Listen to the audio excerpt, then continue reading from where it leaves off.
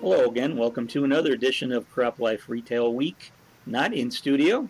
I'm Eric Sfiligoj with CropLife Magazine here with Richard Jones. Richard, how you doing today? I'm doing well. I'm working from home today. I've got an older house that needed a bunch of new faucets put in, so I've spent the afternoon or the morning running around trying to find water shutoffs and working with plumbers. So it's nice to talk to you instead. sounds like sounds like a blast. So, all right. Well, I hope it goes well. I hope it doesn't cost you too much because, again, in this day and age, although I know that if I remember right, building material costs are a little lower now than they were at the beginning of the year. So, probably a better time than if you were doing this in January or February. So. Yeah, still cheaper than a tank of gas. All right. Well, on that note, I know, Richard, of course, you and I, the last couple of weeks, we've been talking a little bit about our recent event that was in Indianapolis, the Tech Hub Live show for 2022. I know we've already, you and myself and Laura Sawinski have all talked about our observations from the keynote address and some of the other speakers who were present at that event and gave good sessions to the attendees. But one thing I've been teasing, of course, is something we have tried new this year called the Fireside Chats. It's basically myself and Laura Sawinski sitting down in a nice little comfortable setting in armchairs and talking to folks in the industry for about 10 minutes each, getting some of their key takeaways on what's going on in the world of ag technology. And one of the first interviews I did for the Fireside Chat with a gentleman named Sid Parks, an old friend of mine, known him for about 20 years, works at Growmark.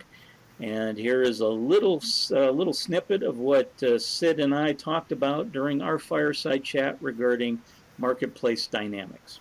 From what you've seen, what are the biggest opportunities when you're talking about ag technology here in 2022, and why is that going to be significant? Well, the ability to collect and organize and manage data is the opportunity, in my opinion. It's still all about good agronomy, providing the plants the environment where they can thrive, and whether that's crop protection or fertility or seeding rates and all those sorts of things, and then the tools within the precision world that allow us to measure that progress. As agronomists, we used to do that in field studies and test plots and those sorts of things in the past, and now we've got the ability through yield monitors or remote sensing or whatever those other applications are to see what the impact is real time while we still potentially have the chance to influence that crop, and then measure our results at the end of the season with technology. So using the tools, the software programs, the ability to analyze and prescribe some different process or validate if something worked or didn't work the way we had proposed it, and then being able to help that farmer make decisions going forward. That question on its head, the biggest challenge facing the marketplace? The challenge today or from the beginning? Today. It is still people. You have to have a good agronomist or a good salesperson, a good technology person, whatever that role is that you're talking about. You need to have people that understand what is being done.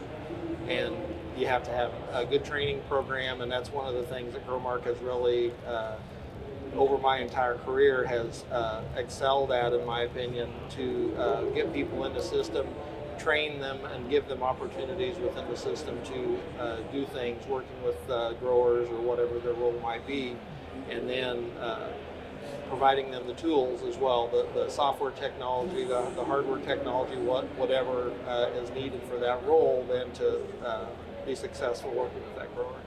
So that's what my friend Sid Parks from Growmark had to say about marketplace opportunities and challenges for companies like Growmark and other ag retailers, of course. So, Richard, better use of data and labor issues leading to more ag technology coming into the marketplace. Yeah, for sure. Sid is obviously a good friend of yours, but also a great friend of CropLife and Meister, and it seems like all the events that we do, he's able to give input. So it's great to hear what he had to say on that.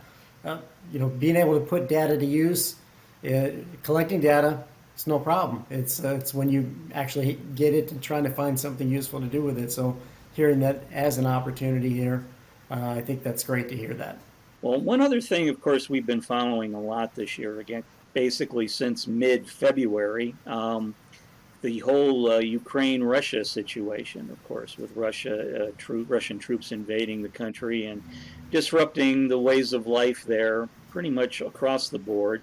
I know there was a lot of concern going into the spring season that Ukrainian farmers, because of the war, would not be able to plant their crops or, and then, get anything out of the country. I guess the Russians were blocking the port of Odessa there, which is one of the major ways that grain was moved out of Ukraine to destination markets, and that was not happening. But I'm happy to report, Richard, that because of the efforts of a Turkish delegation and the United Nations, that Russia and Ukraine have come to an agreement. And lo and behold, on August 1st, the first ship carrying grain has left the port of Odessa, Ukrainian grain, and that's bound for somewhere in the Middle East. So again, this is good news for folks who were worried about food shortages going through 2022 and on into 2023, because all the grain that was stuck in the Ukraine was going to stay stuck there. Apparently, it will be able to get out. Incredibly good news to hear this.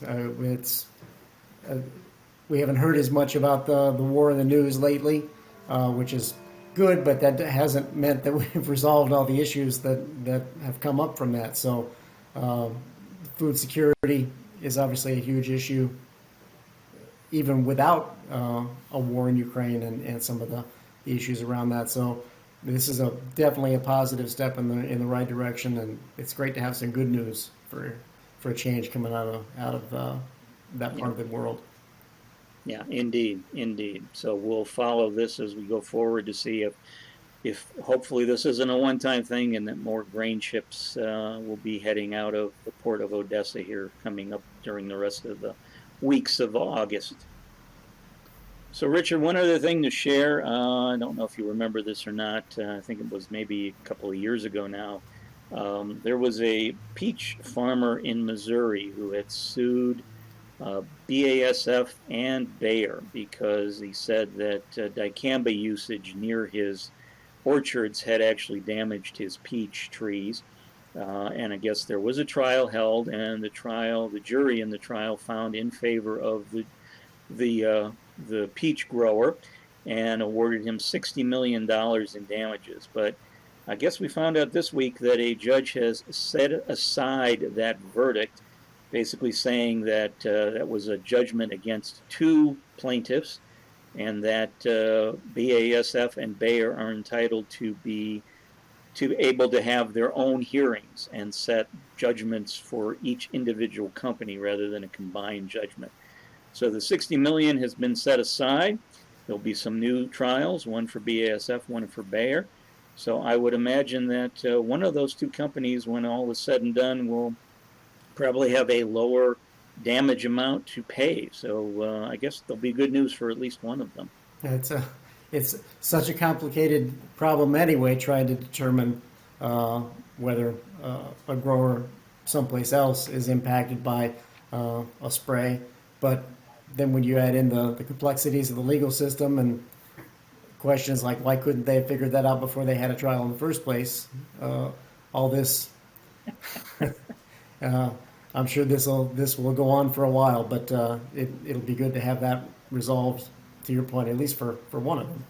Yeah, having just gone through some efforts to get my son registered into a new school, and the fact that I'm divorced, I know my ex-wife and I have been going through the court system to basically change two words in our divorce agreement, and suffice to say that's probably costing more than your renovation at your house. But nonetheless, I'm sure that the lawyers in the court, people that made money off of court time, will probably be happy with all this. But like you said, you figure they would have come to this decision before we got here, but oh well.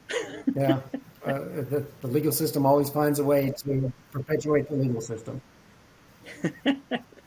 Well, Richard, it is time for your favorite segment of the show. Time for Fun with numbers.